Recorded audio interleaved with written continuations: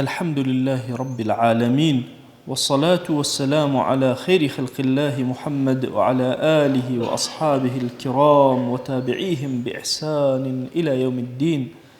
أوصيكم عباد الله ونفسي قبلكم بتقوى الله وكثرة مخافته، فإن التقوى شعار المؤمنين ودثار المتقين، ووصية الله تبارك وتعالى في وفيكم وفي الخلق أجمعين.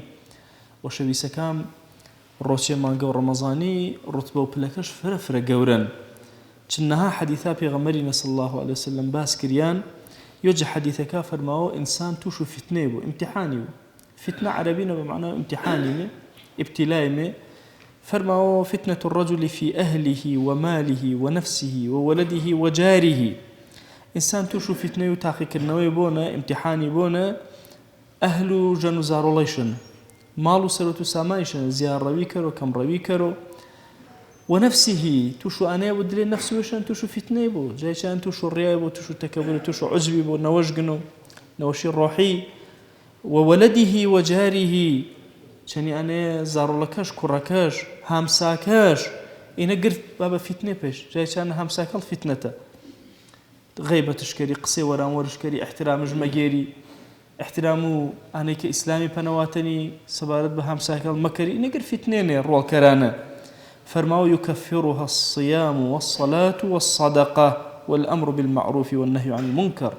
فەرماوە چەند چێوێ هەنێ بۆ بە کەفارەت ژیانوتون، یەکەمین دانانە بۆ بە کەفارەت ڕۆژەکێتن. اینجا نماکەڵ، اینجا سەدەقە، اینجا ئەگەر خراپێ وەڵدی پەنەژواچی خراپە و مردنیش خاسێ وەڵدی هانە و خەڵکی دەسەروانەیە ئا خاسەیە جێبەجێکەرە.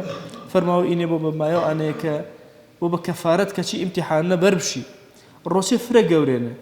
پێغەمبەریان صلی الله عليه وسلم فەرماوە یەک ڕۆژێ گێرە وەر و خاترە خوای فەرماوە من صام يوما في سبيل الله باعد الله وجهه من النار 70 خريفا. إمام البخاري الرواية كردنا فرماوە یەک ڕۆژێ گێرە وەر و خاترە خوای حەفتا پایزێ دەموچەمە جائری دوورگنەوە. ڕوايەتێ وانە فەرماوە خەندەقی و فرە گەورە بین و تۆ ئایرینە دروست کردی و ئا خەندەقە ئەنە و بین و ئاسمانەکان و زەمینی هەن. فەرماوە ڕوايەتێ تەرێنە بە مەسیرە و 100 ساڵی کەسێەوە بلۆ چەند ملۆ ئەنە دوورگنی و بەهۆ یەک ڕۆژێەوە کە گێریش ئەنە خێر و ئەجر و فەضیلەتش هەن. ڕۆژێ شەفاعەت هەڵپەیکەرۆنە ڕۆ قیامەتینە.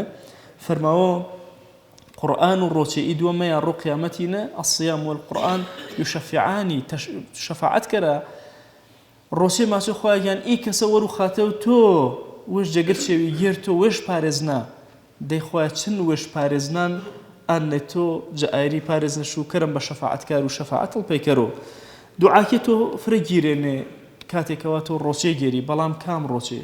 إمام غزالي فرماو قد إنسانك كروتي جيرا يرجو الروتي شهن ڕۆچێ و تەنها ئەنە لەمە ڕۆچێ زوانە ڕۆچێن تەنها ئەنە چێ و مەوەری ئاوی و واردە مەوەریۆ.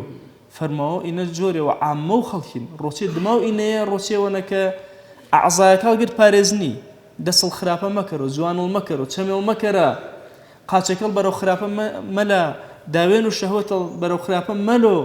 فەرماوە ئینە جۆری دووەمە کە ئینسانی موسڵمان جەنگش سەرکەرەوە. فەرماوە بەڵام ڕۆچێوە ماهەنە پەنەشاواتەن صوم خواص الخواص.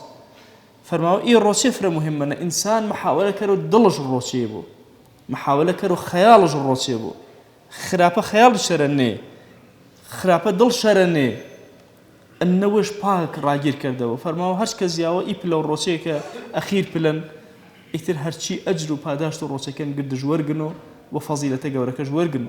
أشمع إما رمضان جن كرمه يا كم جار الحمد لله قد ما تشيني نجات ما بين جوارده وارديو روش عامك ما جرتينه أشم قدو أعزاك لا شيء ما بارزن مي حتى ورقة شكل من روشي جرمش شوكيش بارزن مش احتراما بمانجا رمضاني إن جاد ما تدلي ما بارزن مي يوم مرتبة حتى رب العالمين بركي خيري ما ونكرو خويا دوا ونكرمي روشي كما كرب روشي خواص وخواصك يا رب العالمين بركي خيري ما ونكرو سربرز إيدني أو دنيا ما كره.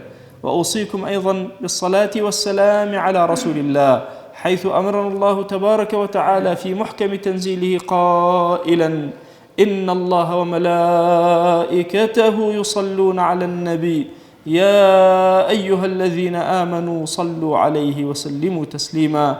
اللهم صل على سيدنا محمد وعلى آل سيدنا محمد، وبارك على سيدنا محمد وعلى آل سيدنا محمد كما صليت وباركت على إبراهيم وعلى آل إبراهيم إنك حميد مجيد.